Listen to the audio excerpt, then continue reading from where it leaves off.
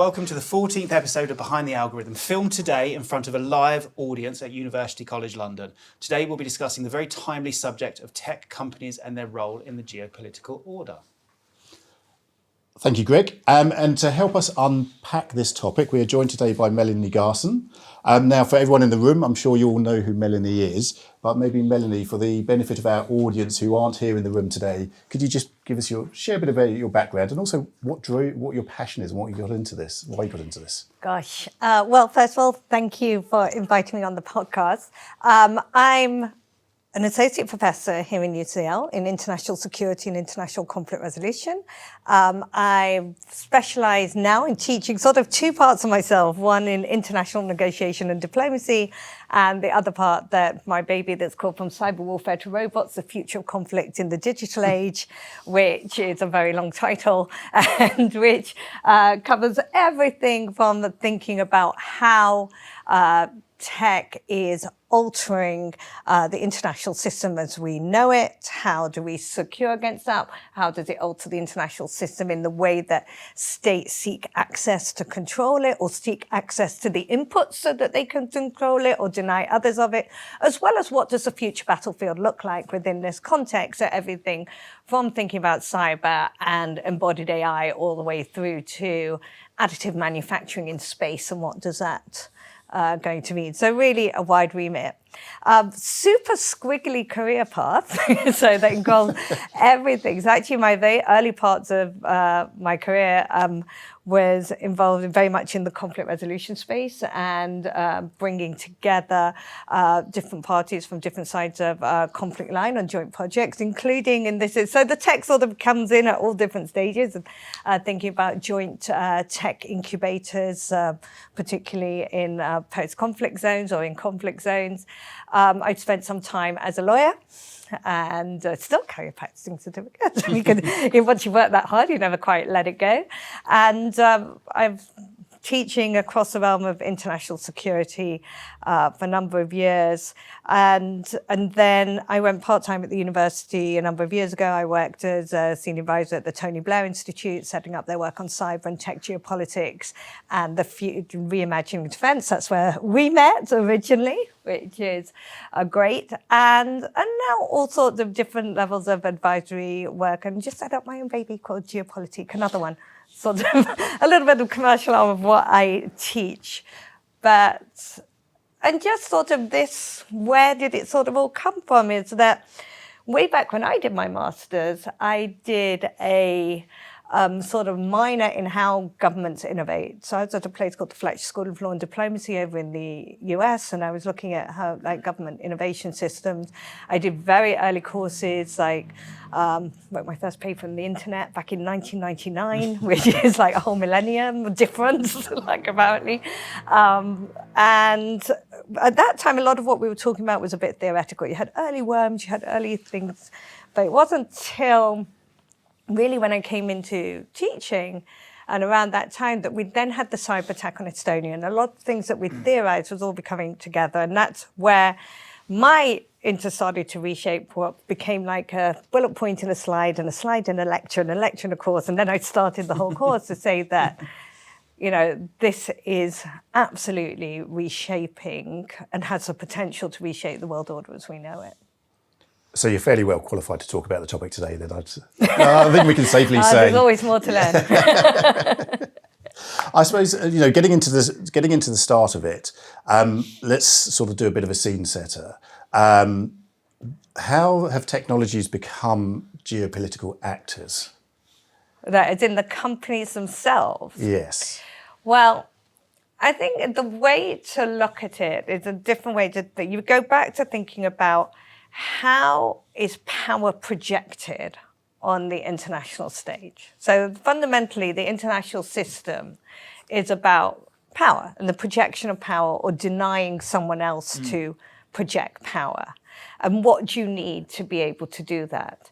Now, what we've seen with the way that some of the large technology companies have grown, and some of them started just as, as a technology, as a platform, as an operating system, right? Something that existed on our computer, is they're now sort of invested within themselves, within their structure, at every single level of their structure, so that almost in some contexts, they can become self-sufficient entities for providing what they need to provide in themselves. So you have companies like Amazon, like Google, like X, we begin to look at it, SpaceX, the whole conglomerate that's about to IPO, that they sort of invested up from the satellites into subsea cables all the way down the stack. They're also a platform. They also now have advanced manufacturing capabilities. They're also investing in their own energy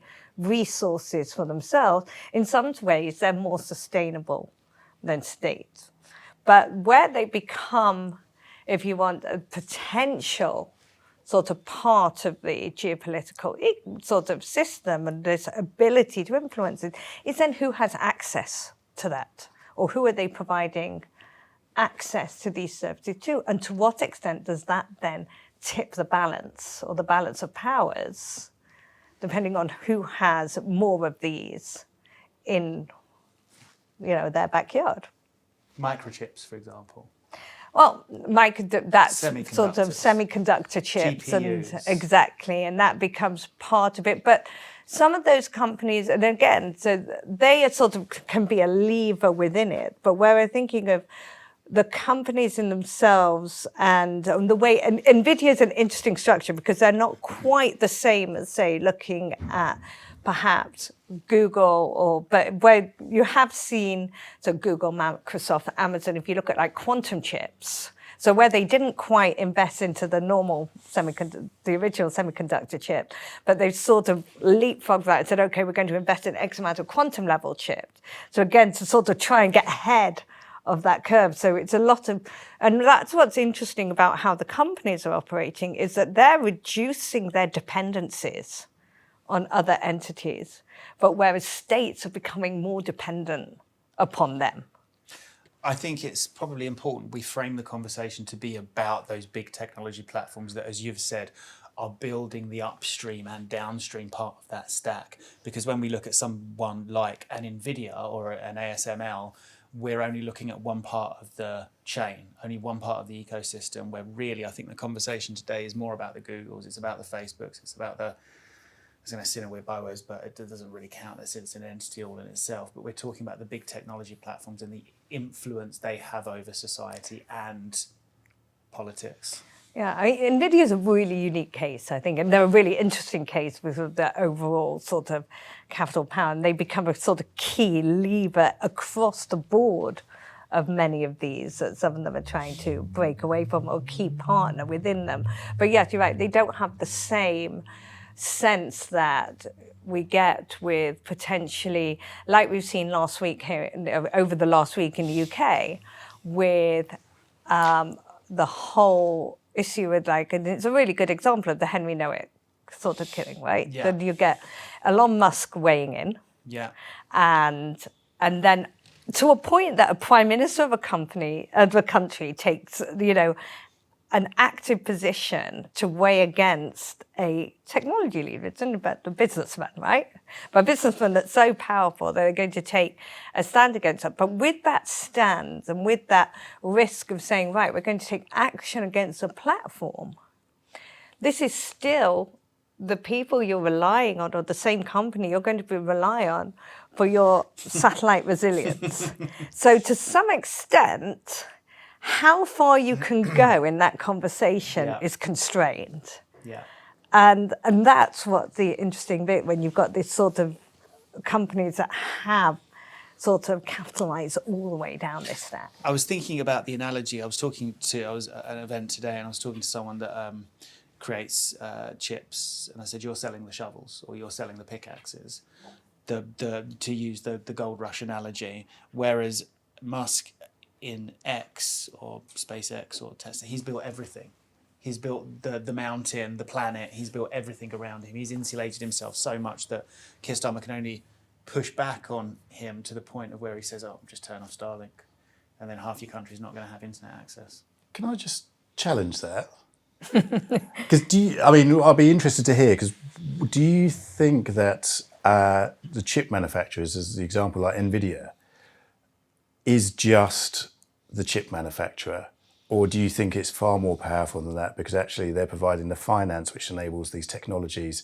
It's almost a bit of a circular economy they're creating around that. That's a good point. Around NVIDIA is about actually lending out the money, providing those resources, which obviously those then can build the data centers. They can then buy more chips and create demand and everything which goes with it. So do you think they are just the pickaxe, or do you think they're a bit more than that? I'd probably I think they are more than the pickaxe. I think they're more, and I think that's also particularly part of the current leadership of NVIDIA. Like Jensen Huang is a particular visionary.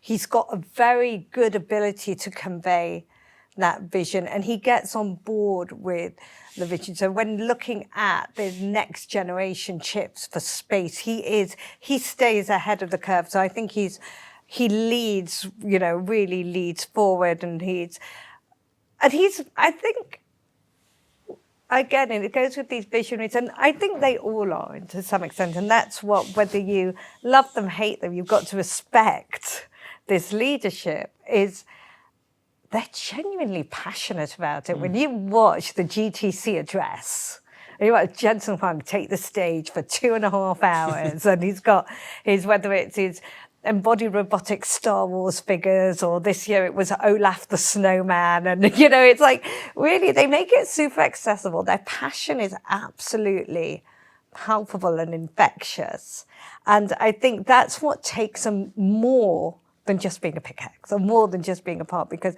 I think they're part of this superstructure vision. And again, I think that's where, again, if we look at the difference between state-led right now and technology company-led, they're driving this bigger vision. It's not states driving the vision. You've got these extraordinarily creative minds that are driving this vision. And I think that's such a difference with the international system that we had previously. And we always have, people tend to come back to the East India Company and sort of analogies like that. But the colonial this is nature just of tech. Supercharged. I think it's a level of creativity that, we have in individuals that you don't hear coming out of our political leadership. And maybe that's not what political leaders are for, but I think they do have that, but that's why I think there's so much tension sometimes between leaders, political leaders, and tech leaders. It's interesting. Before we started, we were talking to some of your students about the populism of which we operate in now from a political point of view, and it looks like the Musks, the Zuckerbergs, the Jensen Huangs, they have that love 'em or hate 'em, they have that rock and roll kind of persona to them, don't they? They're incredibly likable characters. They're incredible. Well, if you like them, if you agree with them, they're incredibly likable characters. Yeah, I think it goes more than that. I think when a couple of years ago, Denmark, they launched their first supercomputer, Gefion, and this was it must have been September 2024, around that time. And the King of Denmark was on stage and did this big plug-in ceremony. And he actually said it. He said, the real king is here and he's wearing a leather jacket. So it was it was this really interesting statement of how, people are viewing these characters within the ecosystem. I would love it as an aside if they literally just plug it and all of a sudden a supercomputer turns on. But that's what they were doing. It was like, you look at the pictures, it's like literally like the plugging in ceremony. Sorry, anyway. I dragged you down the rabbit hole there. About yes, that. exactly. It's like, What's actually driving the loop between technology and geopolitics? At what point did these big technology companies become such geopolitical players? If we look at Musk buying X, for example, people all thought he was mad. But then it was obviously to run up his share price. It was obviously to be a mouthpiece for his own agenda, which at that time was probably raising the share price of Tesla. And now it's just his mouthpiece for anything he wants to talk about. But he can impact democracy. So at what point did that become a thing? I think, so the rise of the platforms of sort of impacting speech and democracy, I think, it's much earlier than that. We've seen that from 2016 and the sort of interaction with the US election at that point.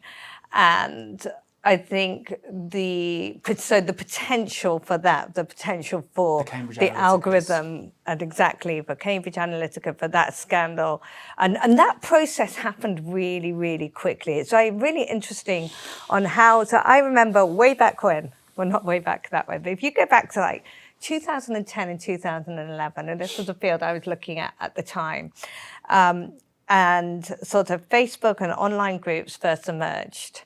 And if you were at that time looking at post-conflict reconciliation research, and there was a whole stream of academic thinking, this is great. We can bring people together in groups across conflict lines. We could break down the barriers. We have these opportunities when people are geographically separated. How idealistic. No, and for a while, Utopia. it was. And for a while, it really, and everybody within those kind of communities was super excited about it.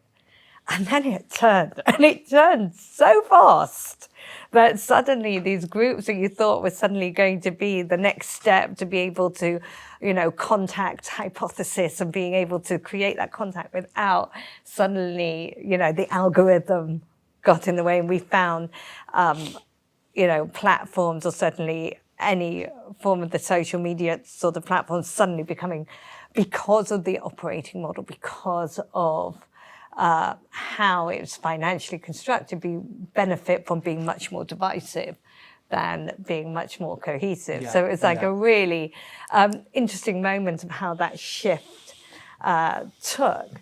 I think the Elon Musk investment in X, I think, is completely different. I think he is, or Twitter at the time, he is driven by this strong libertarian. He has a vision of the world and the universe and everything. He's driven by this strong libertarian viewpoint that he wanted to have access. For him, I think that was a mission and a passion about preserving free speech as he saw it. And so, no, it's not free anymore. You have to pay for a blue check. But it's so the paid for free speech. But I think that was a slightly different thing of sort of looking at where it can swing. So I think, yes, you've got that bit of where we see tech companies being able to interfere in democratic process and have that impact on domestic politics.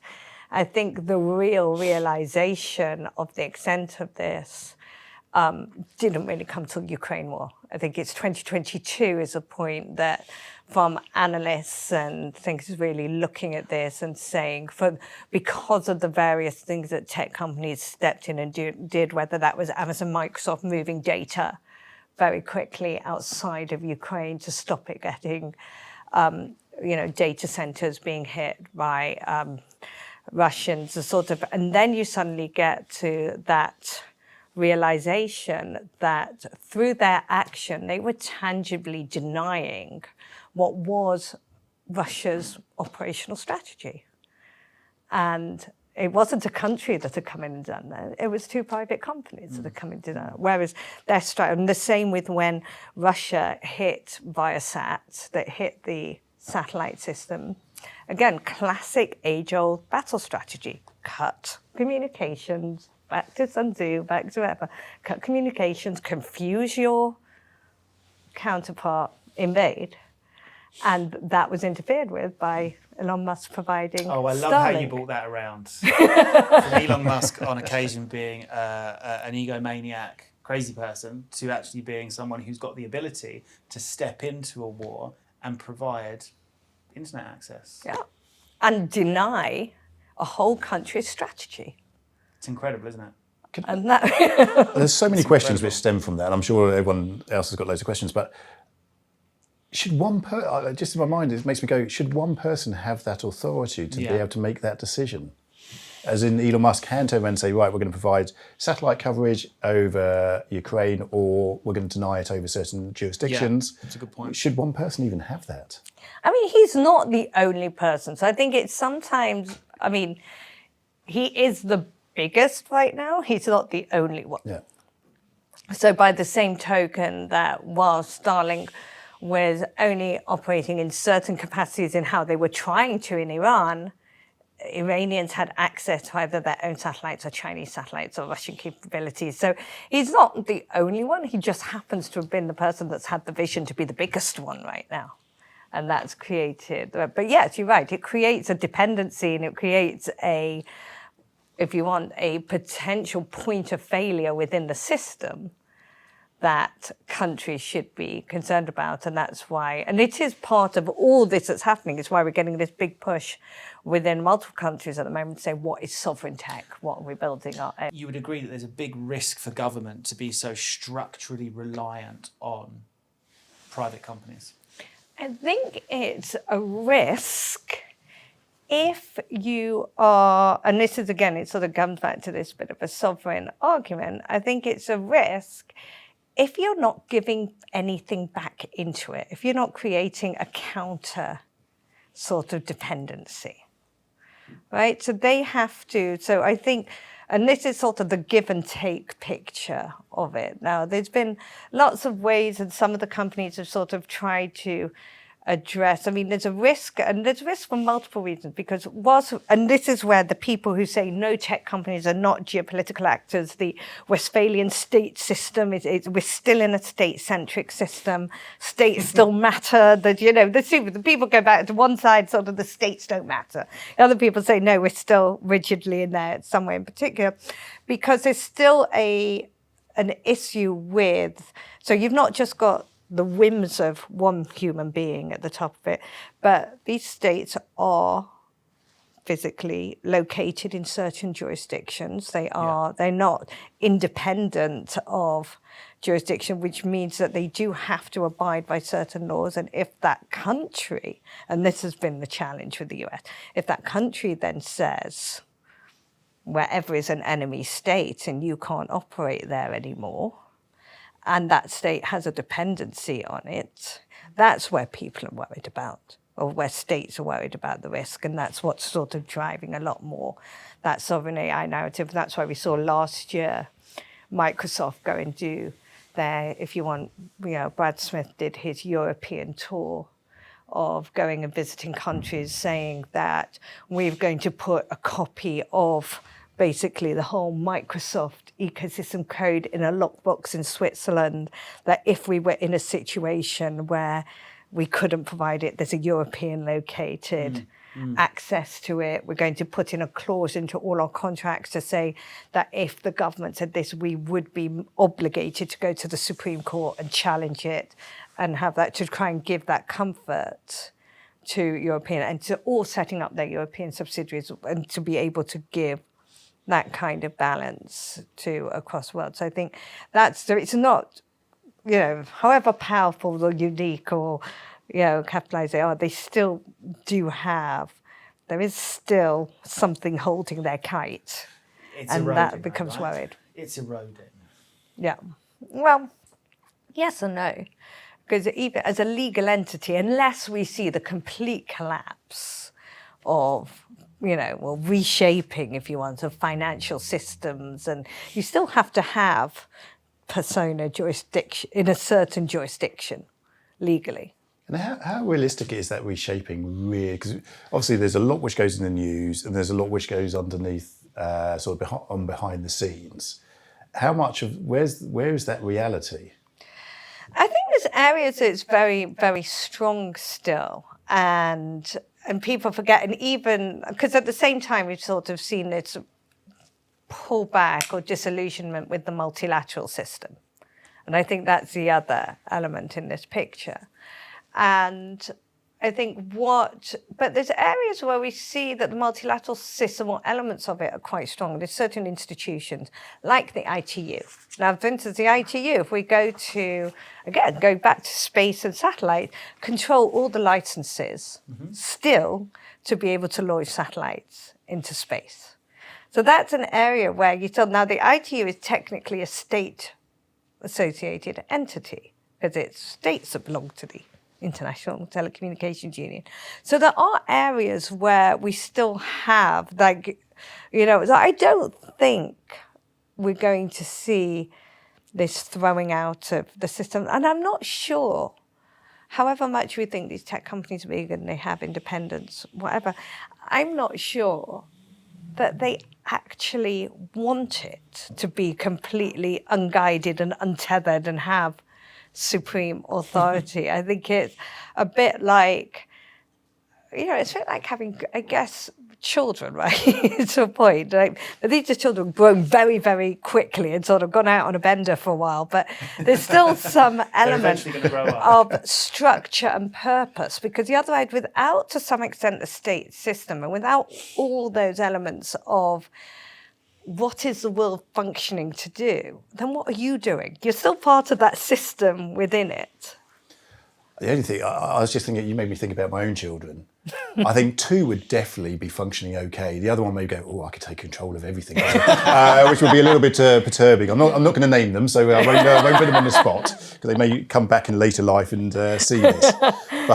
They can malign them and not be in therapy about it for years. I'm sure they probably will be already.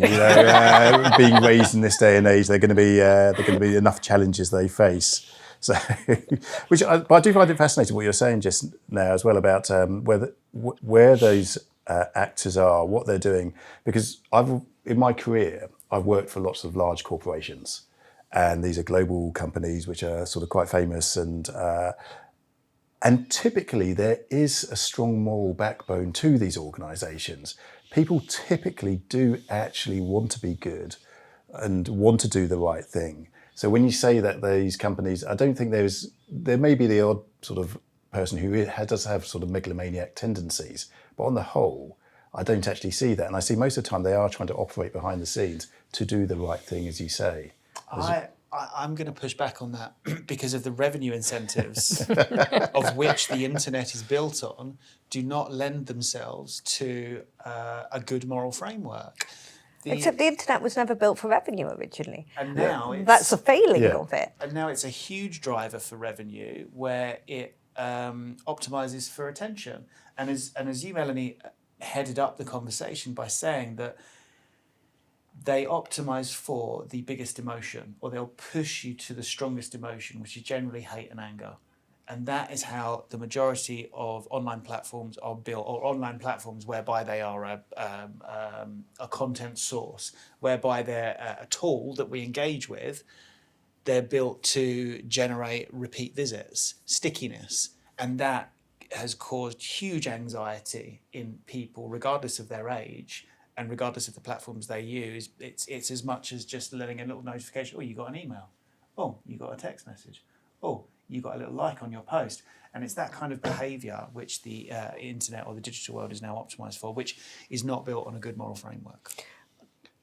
But the framework was inherently, if you go back to the sort of founders of the internet, the logic behind it, the problem with the internet founders, Sir Tim, and even with that, was actually they weren't malicious minds. They didn't build the internet with the thought that people they were super naive. They were just sort of nice people, and they had a purpose, and they were thinking about sharing of science, and that was sharing of knowledge, and they just didn't think that, I don't know why, they didn't think, maybe that literally they don't know bad people, I don't know why, but it didn't cross their minds that for everything that, everything you create use is always going to be misuse, and to sort of think about what that potential, that sharing knowledge also meant more rapid evolution of, pornography or whatever it was, that wherever that you're going to get, there's always going to be someone that's going to find a way to misuse it.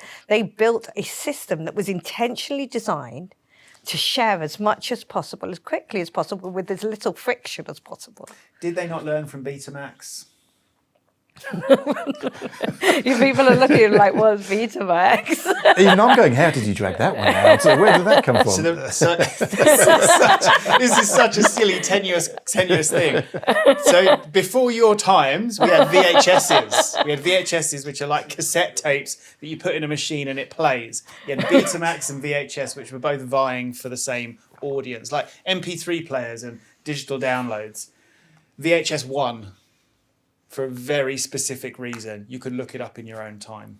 Thankfully, now we can just stream it. Which has now caused Keir Starmer to come out and say that the internet is banned for all under 16s because they can't be trusted with it. I'm joking. It's really more. I'm sure we find it definitely the over 16s that can't be trusted with the internet. I was just thinking that as I said. You've ruined it for all of us. See, I actually blame the older generations because they didn't. It's one of those things. There's certain things where I turn around and go, actually, there's not the younger generations I'm worried about with the internet and misinformation and stuff like that. It's actually the older generations who probably aren't as fluent and don't have that knowledge and their experience to actually understand that disinformation exists, and actually they don't understand how algorithms work. That's just a complete aside, but I think it's a little bit of both. I think it's on one level. So my concern would be a little bit more that actually it is our generation that are worrying about it because we're watching the negative side effects, whereas we've got the younger generations and we look at our own kids and whatever and say, and they are literally digital natives. This is a part of their life. It's built into their life. In the same way that we don't care how electricity got to a light switch, we just turn it on and we only care when the light doesn't turn on. They don't really care as much on how the technology is built, as long as it functions in the way they want it to, in the way as and when they need it to.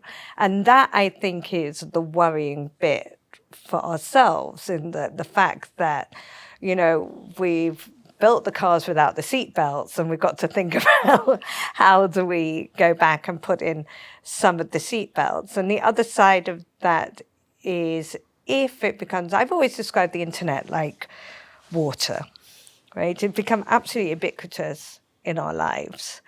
But if it becomes poisonous, it becomes dirty, it becomes toxic.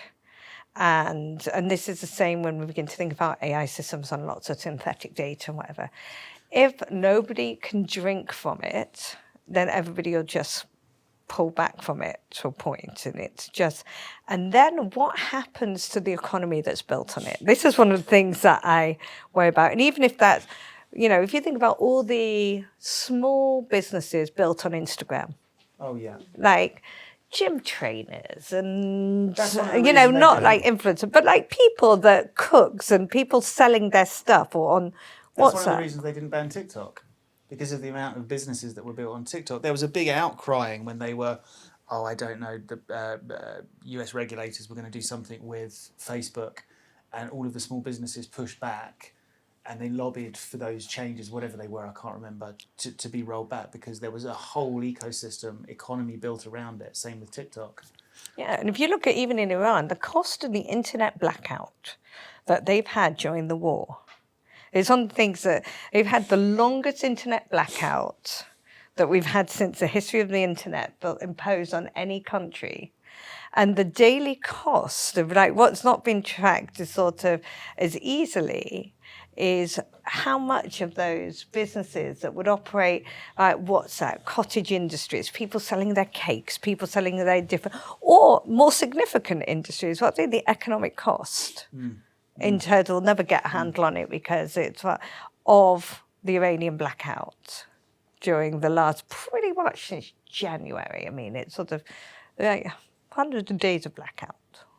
And to going back to the point about technology companies and their role in the politics of it all, who decides to black out Iranian internet? That was the government did it. They should have. Of internal misinformation and. No, they just wanted to control the population. They wanted to control the population. They didn't want the population to have external sources of information.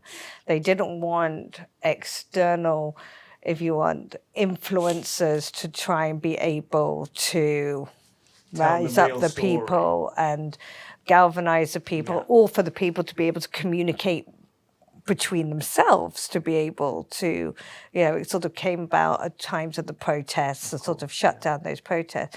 So in this case, it was, and there was very limited capability because even with something like Starlink, however good it is, it's also dependent on having the receivers in place. So Musk couldn't have just said, I don't agree with the Iranian regime, quite rightly, I will turn the Starlink satellites on. Everyone now gets access to internet. Well, there was an element of that was actually tried to a point, but you had two elements of that. One, that the Iranians were using very, very sophisticated jamming equipment provided by Russia. And so they were able to, so the signals, satellites are not perfect. And secondly, you still have to have the receivers. Same probably a counterpart of that picture is in Ukraine, where Starlink receivers were being stolen by the Russians. So as they were making advances, were being stolen by the Russians. They were being fixed onto missiles to try and increase the range of the missiles. So that was, so that they could then increase or have greater targeting and precision capabilities. And then Ukraine, so Zelensky complained. Gosh. No, this was happening about 3-4 months ago, right? Maybe less, maybe March. And so what they were then trying to locate is the exact numbers of the Starlink terminals that were stolen, to be able to switch off those stolen terminals, to be able to prevent the Russians being able to use Starlink terminals against Ukraine. So it doesn't, so you've got you have to have a receiver for the downlink. So it doesn't. So it's not always in. It's quite bizarre. In my head, I'm going back to running enterprise technology and sitting there as sort of in that department, and you'd be provisioning people, going, "Oh, we've got a bunch of new starters. Let's provision this." It just sounds bizarre that someone is sitting there with warfare. And I know this is a very real manifestation of digital and technology, then coming to actual impact on people on the ground. As someone is literally sitting there somewhere in an office at a computer terminal, either turning on or turning off access to these systems and this particular unit, this module. It's almost like provisioning new members of staff. It's quite a surreal moment to think about someone sitting there doing that, and what then the material impact of that, if they turn it on or they provision it or it's left on and then all of a sudden that missile gets through, and what the impact will be then if it's decommissioned or turned off, then that missile doesn't work. Yeah. And it's quite, And it's a lot, and it goes across the board, and we talk about, on every single level. Another good example was, we go back to the information domain, again, in the Ukraine war example, there was, and it's eventually what got most of the platforms kicked out of Russia anyway, but particularly Meta, Instagram, was that there was a problem with, if you want, Ukrainian people expressing how they felt about Russians, right? And they wanted to be able to say, I hate Russians, or whatever they felt was like they wanted to express, but that would violate the terms of whatever platform, the platform policy on what you're allowed to call for. Generally, you're not supposed to be able to call for death to people or, within the platform. But sort of Meta took this view that, okay, they would allow this sort of speech just within Ukraine. So they can sort of geofence it. Yeah. And say with this kind of speech about Ukrainians expressing their general frustration and what they might like to do with Russians can be allowed geofence within Ukraine, but nowhere else in the world. That's a fascinating point, because I worked in the misinformation space for a little while, and we built a platform to identify misinformation, and we ended up exiting that business because we sold to a competitor. We won a big contract with an international NGO. But we could never be the arbiter of what truth was. Identifying misinformation is one thing, but we as a platform could never say, well, this is truth, this is not truth, if it's all sort of opinion-led. We can't really get involved at a state level on defining what individuals could say on a state-by-state basis. So it almost feels wrong, although to us it kind of feels right that Ukrainians would want to rise up against Russia and say terrible things about them. But if you have that policy across every country in the world, you then have an absolute mess. So where do you draw the line on that? And should tech companies be able to state that kind of what speech is allowed in that country? Should they? I don't know. Yeah, and it comes, and these It should be policies, the and this state is which where, decides it. yeah, or well, except, should it be the state, or if it's a company, it's a private entity, you've worked in private entity, you've got your policies, you've got your governance policies, you've got your use policies of what's allowed to be used and sort of what, and, Meta has the oversight board, Facebook has that oversight board. The oversight board. That, You're a big fan, that's a whole yes? other question. I think it was a bit of a lip service, really, wasn't it? It was lip service at the time to people who thought that Meta wasn't doing enough to moderate its content. Yeah, and I think, one of, and that sort of came up after the Rohingya and sort of people being able to call for genocide on Facebook. But I think, there were lots of these questions, and I think that's why I say I think 2022 has really been the trigger point. You sort of, it's the first real war where we've had all this sort of played under all these different levels played out, because it was also interesting to think about lots of people were posting pictures of things that happened to now, and this was at Twitter before Elon Musk bought it, because he bought it sort of just in those first few months. And there was a real question of saying, well, these pictures violate on every level the platform's policy. You're not supposed to, post pictures of people being killed or, in certain confining circumstances, or there were questions under international law of whether posting pictures of prisoners was a violation under the Geneva Convention, or platforms even bound by that because they're private companies. Like, what does that picture look like? But also, if you didn't have them, these were also actual testimony, and these were historic testimony of the truth. This was for the caveat, this poor ChatGPT came along and get the rise of, whilst we did have deepfakes, it wasn't quite the extent of the deepfakes that we have today. So there was questions being done to say, well, okay, they were posted but put in a repository, like an archival repository that would be kept for research but not for public consumption, so that if evidence was needed of war crimes, etc., at a later date, then there'd be the sources of material that were delivered in real time. As I say, this was slightly before the sort of type of generative AI deepfakes that we can get today, where calls all that into question. Indistinguishable. It's It was when we were doing our misinformation piece. It was before all of this, and I don't think we would have the technology to be able to identify it at this stage. Now it's just too good. I just wanted to go back to, there's an interesting thing, piece you said just now, is about whether companies should control it or governments. And what I also do find fascinating is how that regionalises as well. Because I remember I used to, many years ago, I used to live in Singapore, and it was just after I was in Singapore, and this was probably it must be 2008, 2009, 2010, around that sort of period. And Benazir Bhutto had just been assassinated in Pakistan.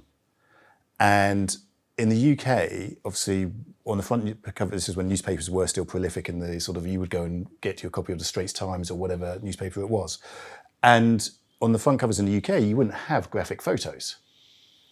But I remember there's a 2/3 page photo of the aftermath of the assassination on the front covers of the Straits Times, which is the main sort of broadsheet newspaper in Singapore at the time.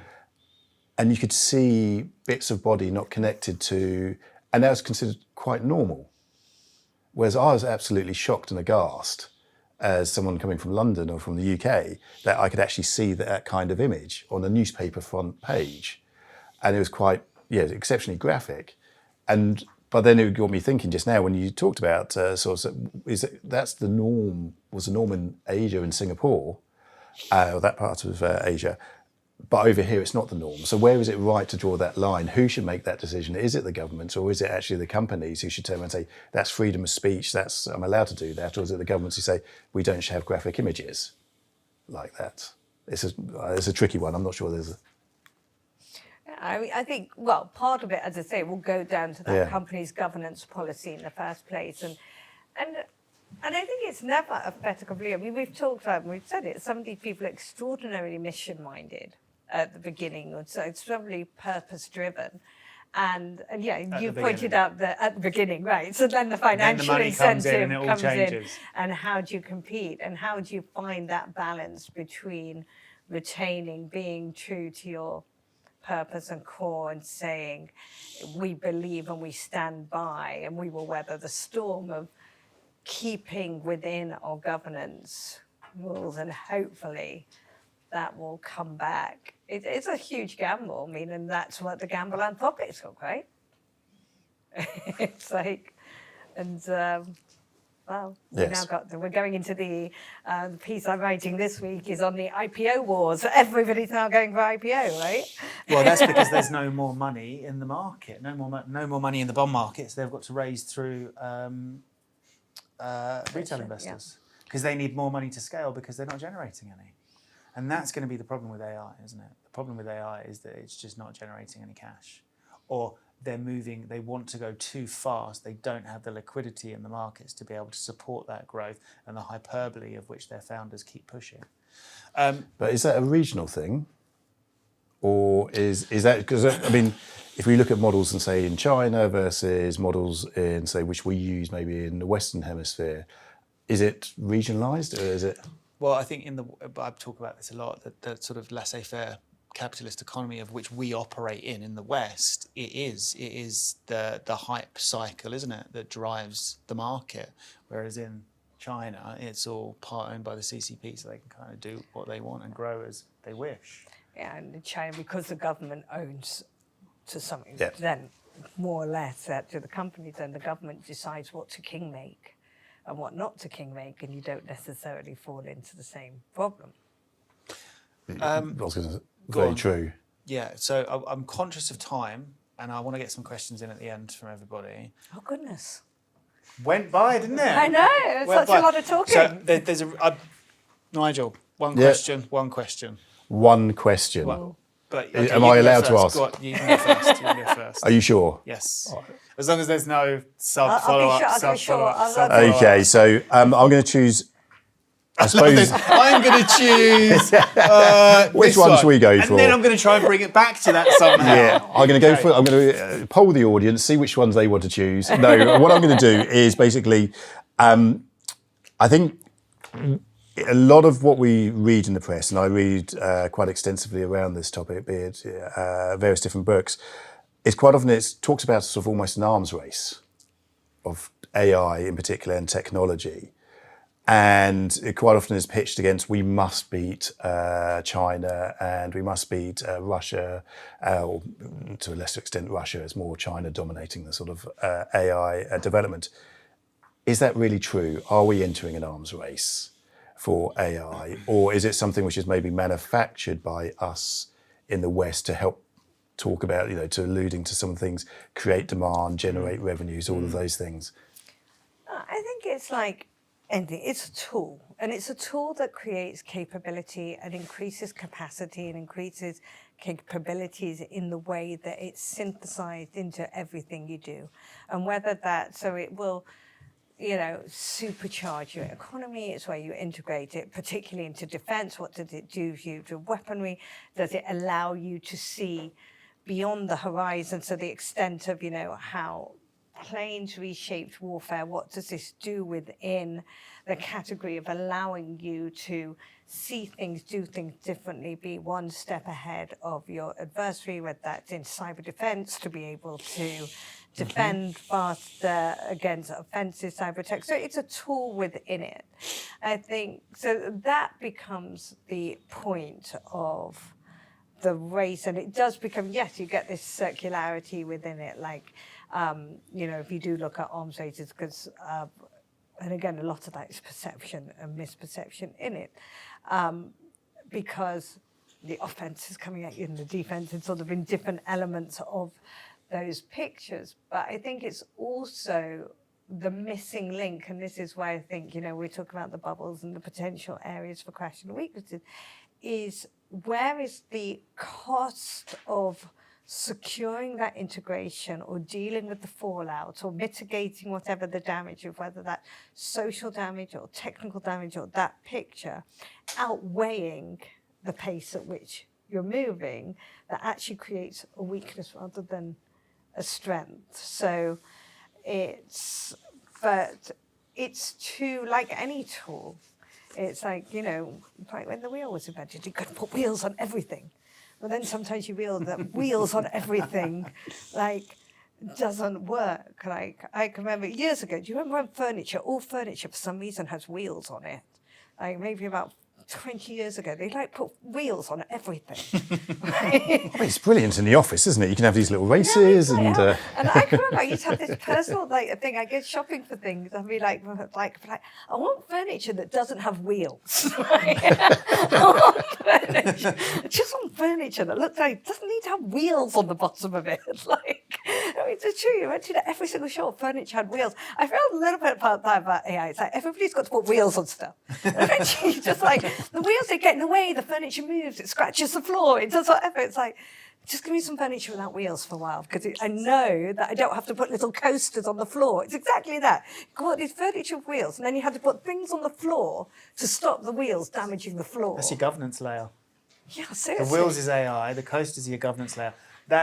Just give me a table with no wheels. But then you had the coasters there, which meant the wheels didn't move. So therefore, what's the point of having the wheels in the first place? So that was the whole. It's like, I love it when you get to this. Add on cost to have your furniture with wheels, and did it value your wheels? You feel very strongly about this. Let's I did. Yeah. I really had a problem. Does with IKEA, when you go there, do you sort of have traumatic moments of? No, I used to get really upset about furniture with wheels. Guys. I think it was maybe because I moved so often, and it created this sense of impermanence. Everything was always moving. Like things that created sense of permanence. Should we do a rage room where we bet furniture with wheels on, and Melanie can just smash it up? I'd watch that. That'd be a great episode. So I've got a question, last question, and then we'll throw it over to the floor. Is it about furniture? Funnily enough, it is. And it'll be great for some of you guys to ask some questions. Probably not of us, but of Melanie. So my last question, and the kind of the whole purpose of this is really to find out how much impact. And we were talking about China, and having worked, do you work in the sort of this isn't the question. I'm sort of just rambling now. You work in the cybersecurity space, right? You've consulted in it, you've worked in it, you've done policy in it.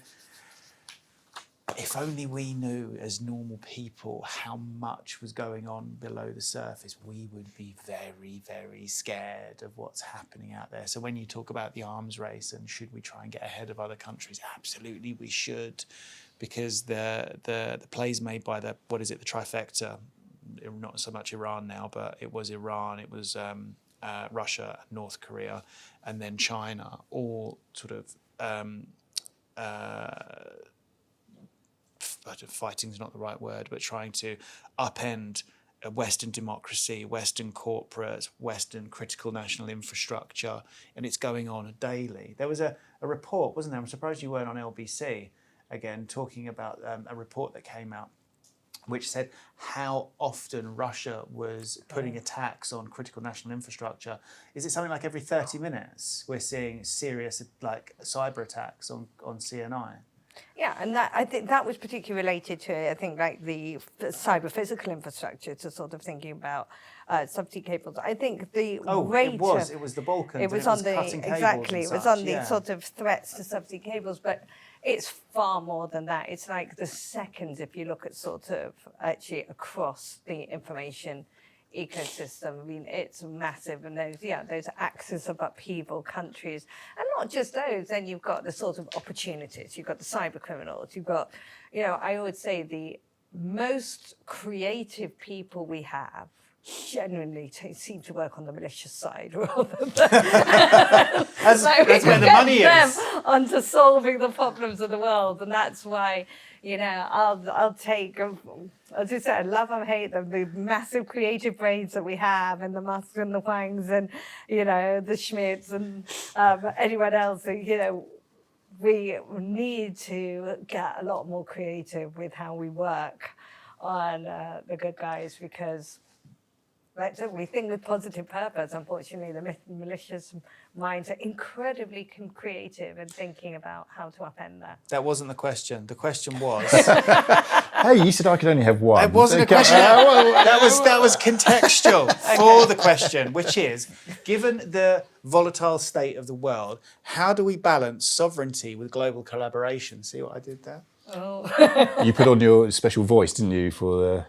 There's a special Yes, voice. there was a special voice when you asked a question. It's because I'm reading it. How do we manage sovereignty with global collaboration?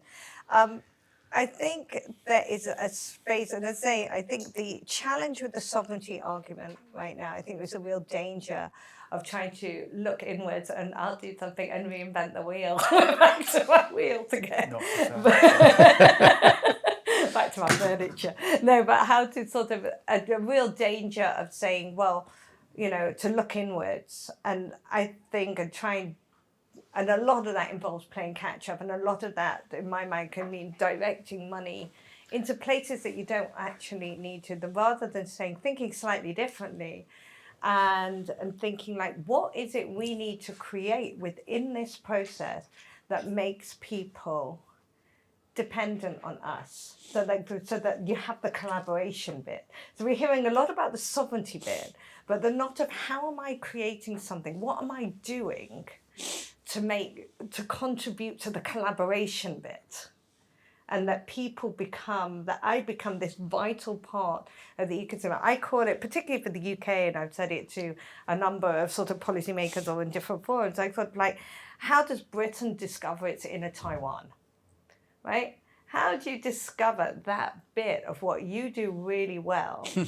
And whether that's how you combine, whether it's the brain to manufacturing, the research. We don't have the physical space to do large scale manufacturing, right? Just have to, and the thing about, and particularly if we think about defence, where I think about this a lot in this context at the moment, is that what I would call the dumb shells. Everyone's obsessed with building drones, right? The dumb shells of drones or UAVs or any kind of sort of unmanned vehicle is going to change in size incredibly. Why don't we focus on building the brains, right? Brains are much smaller, and the brains are actually a lot more constant.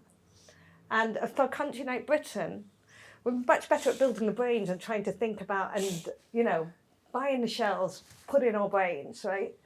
I think that's the bit of where we think about sovereignty and collaboration, because then we maintain our part within the ecosystem, and your sovereignty question becomes a lot less significant because people need you. So this isn't a question. Sorry.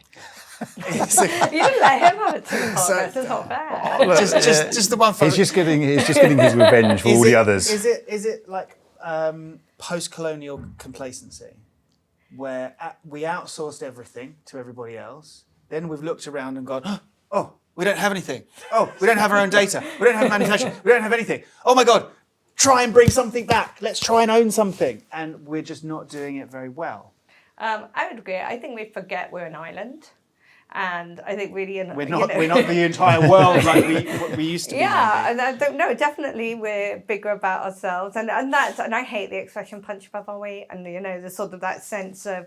but I think there's very tangible examples of that. We are an island. The fact that some of our seafaring capabilities are definitely subpar at the moment is pretty disgraceful, right? For a nation that's surrounded by sea, right? I think so we've forgotten where our priorities are. Only Baltic states have better seafaring nations than we are. It reminds me of a really, I forget who it was, one of the comedians, it might have been Eddie Izzard or one of them a number of years ago. He was great. That was like, nobody's going to invade Britain. And if they're just on their way to somewhere else. Which is not kind of, and a lot of people feel that. A lot of people feel that, like, no, and maybe Britain even felt that a tiny bit. But that's an obligation of national security, which is why, not to get into where everybody's very upset this week, is where is our defence investment plan and sort of what's going on with that. But I think that is, you're absolutely right. I think we got complacent at peace dividend. Perhaps, I think it was more the post-Cold War Everyone thought they could. Phew, everything's all right now. Everything's going to be all right. And, I think that certainly missed a trick or two and sadly forgetting we're actually an island. Can I just ask one follow-up? You talked about the brain just now, and like being the brain and, focusing on what we're good at. If you had a government minister who's in charge of this in front of you right now, what would you politely say? I mean, what would you say to them? This is the brain we need to develop. This is, if you sort of said to them, these are the actions you need to take. What would you say to them? Or advise them, rather, is a better way to describe it. I would advise of looking at the future ecosystem, really, really hard. And they're doing this a little bit with things like looking at sort of quantum for sensors. But that's a good example. It's sensors, right? If we're going into this world of embodied AI, next generation, what is it? Every single thing is going to have, right? What is it? And that's why what Taiwan did was a really, really good sort of small documentary that came out recently on the rise of TSMC. Yeah, and just really looking at sort of how they did it and very, very much a strategic choice and how different people sort of funded it for themselves and sort of how they treated this. It was really interesting watching it, how they treated each one that they made as gold. It was That's really this very it was. No, it's a really quite powerful documentary looking at these people. It's very emotional actually watching their real passion and investment and this very big strategic choice because they knew it was the only thing that was going to protect them. I was just thinking that. It's the only thing that's going to protect them, because then the US would protect them, wouldn't they? If real push comes to shove. Finding it they in have Taiwan. to. They have to. I love that. What a great point to end on. But I think let's keep the questions in the thing. The podcast. So throwing this open to the floor before we finish up. A couple of questions from anyone on the floor? Oh, do you want to So sort of linking back to what you were talking about earlier, discussing these sort of unelected figures like Elon Musk and these tech giants having a lot of power and not as much accountability. How far is, I guess, sort of too far for, let's say, Keir Starmer or any other sort of state leader to stand up against these figures? I think and this has been one of the challenges, and if we talk about that word of sort of resilience, that word of sort of the UK really looking and sort of tracking their dependencies and sort of saying and really mapping out what would happen if something got switched off, right? Are we able to, do we want to deal with this? Do we want to cope with this? How do we do it? And I think so when we look at the questions of strategic resilience, have those exercises been done? But also, again, standing up to Elon Musk, and this is where we go back to this question of they're still part of a country, is also making a statement to some point of standing up to the US, or what are you saying to the US? So it's not just standing up to Elon Musk. And even if Donald Trump and Elon Musk are in the middle of the worst argument that they could have, right, Donald Trump will still have Musk's back in this context.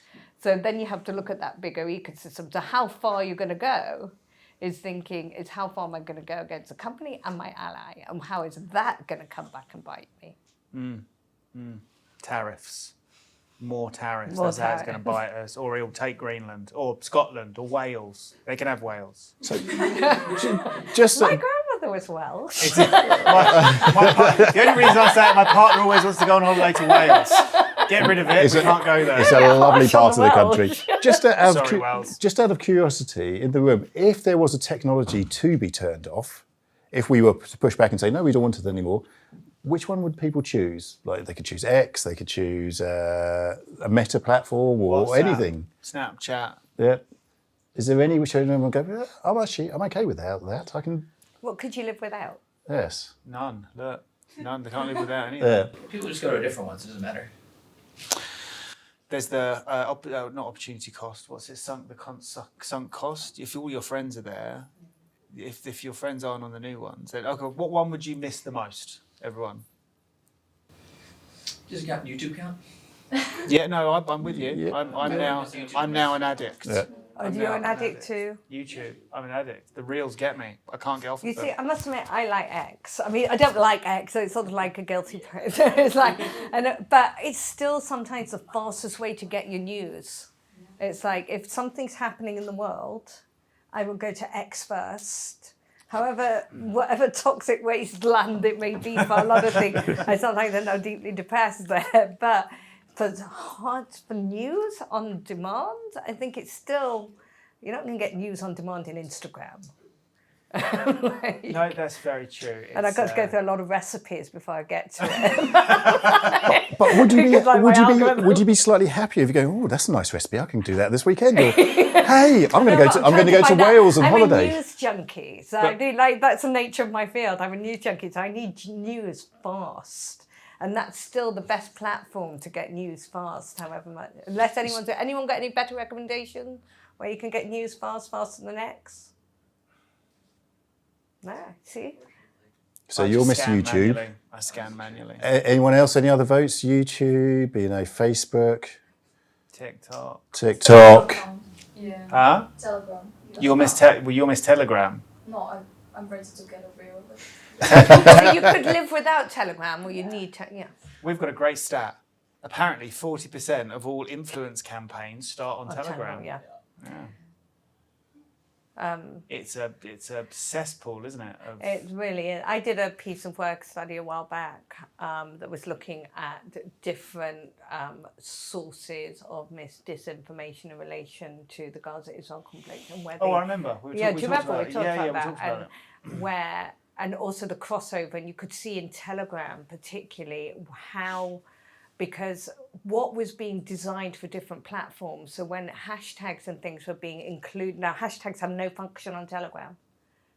So when there's no relevance to hashtags on Telegram. So when you could see things, what were the different types of hashtags and words, you could also see what was the design for which platform it was going to be directed at next.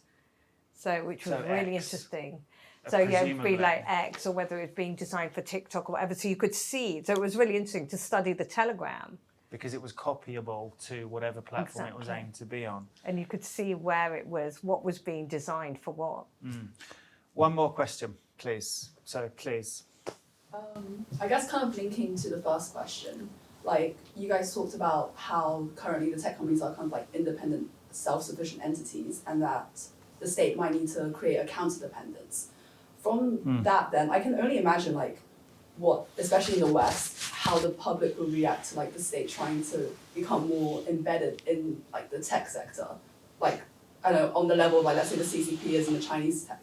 Like, there's just going to be, like, cries about, I don't know, censorship or something like that. And, like, all, like, Elon Musk is going to be, like, tweeting, like, the UK's doing this, and, like, they're trying to, like encroach on freedom and, like, innovation, things like that. So, like, is it too late for the state to kind of try and embed itself in like the rise of tech? I think it depends on what level. It's sort of on what level in the stack, right? So is it in the, and I think the information space is really unique. But I think if it's in the structural level, for the cyber-physical elements, so whether that's in making sure you have sovereign cables, or making sure you've got satellite access, or then I think, again, it goes back to people don't really care because it's part of the infrastructure to the service that enables. So if you think about it, it's the enablers. But you're right, if you were going to, would anybody use here in the UK particularly, a government-owned version? We all used to, because we used the telephone, and that was sort of nationalised at one point, and nobody cared about using the telephone. But how many people would use a government-owned platform? And this is always the irony about data privacy, right? And data ownership and data privacy is that people get up in arms. You see this in the arguments on digital ID. People get absolutely obsessed with concepts like, I don't want government to have my data, but I hand it over to TikTok every single day. So you're right. So it really depends on what level, and then the government makes these choices of what level strategically do they need to have that investment, because it's an enabler to everything else, and people don't care about it. And what bit? But you're right. Like, would it be worth the investment? No, nobody's going to use it. One more question, please. Yeah, so you just talk about a lot of different sectors in tech, like technology companies and also national government. But I was wondering if there's any other players in the geopoliticals about technology, like international organizations, especially the regional one, like EU and ASEAN. How does they impact the geopolitics of technology? Yeah, it's really good. I think you touched about it a little bit when saying that there's sort of been this decline in the multilateral system to some extent, except in certain areas. So I think there's still entities within the system that are critical. So they said, like the ITU, still. I mean, we've seen this a lot within the Iran war, the law of the sea, thinking of UNCLOS, thinking the organizations that govern trade, so WTO. So I think we've got entities within the multilateral system that are staying really sound and really solid. And it would be really interesting, I think now is a really interesting time to study which of those are still retaining really strong salience within the decline of, other committees or whatever. The EU, we know, is very contested within this space because everybody perceives it as either just trying to regulate, and are they, and then there's that challenge to the countries, are they regulating themselves out of competition?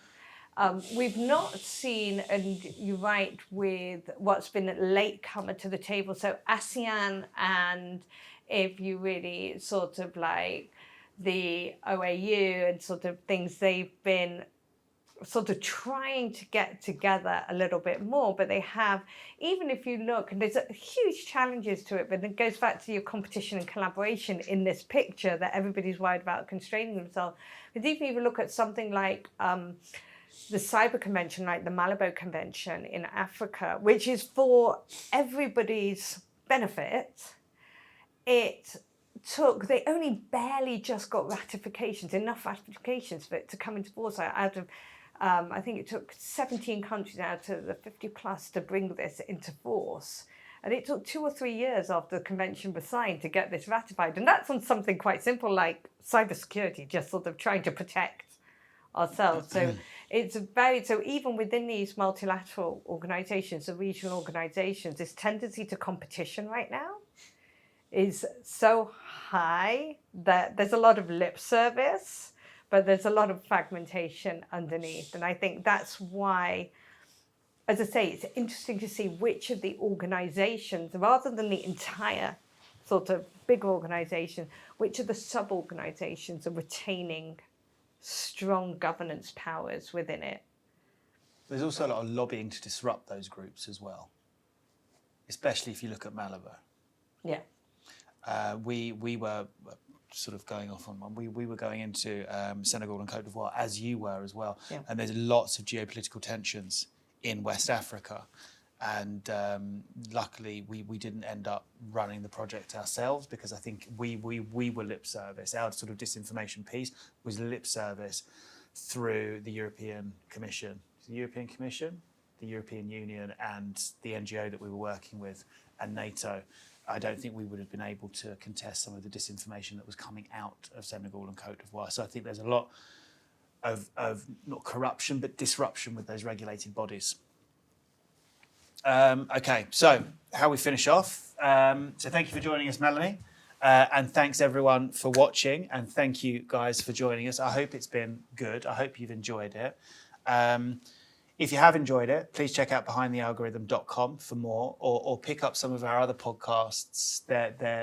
Some of them are a bit more structured than these, but that's not to the detriment of the conversation we've had, because it's been really engaging. It's been a lot of fun. It's been great to have you here because we can feedback off your energy. Yeah, check out some of our podcasts. So Spotify, Apple. Check out the website behindthealgorithm.com, and a special thanks to Laura Marcus de Silva, who's our speaker engagement manager, Jonathan Demelkin, who's our head of production, and Ola Oosh, who's our new social media manager. So thank you, everybody.